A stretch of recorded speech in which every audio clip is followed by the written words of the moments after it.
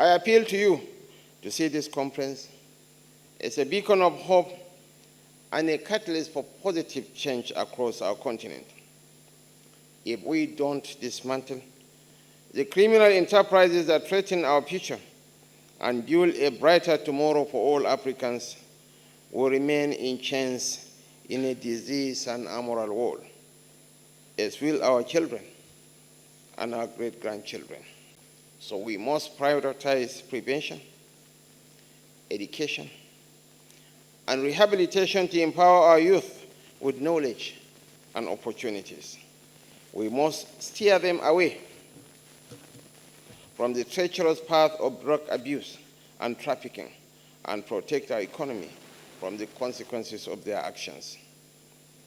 This administration will continue to provide the necessary support, motivation, and tools for the NDLEA to fulfill its mandate.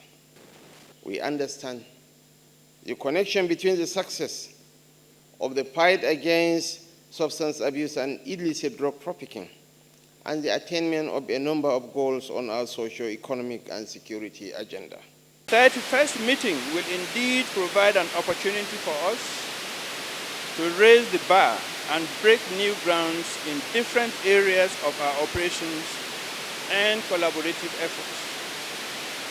I am as excited as a lot of us in this hall are to make presentations, listen to others, and share experiences that will positively shape our operations and redefine our cooperation at the end of this conference.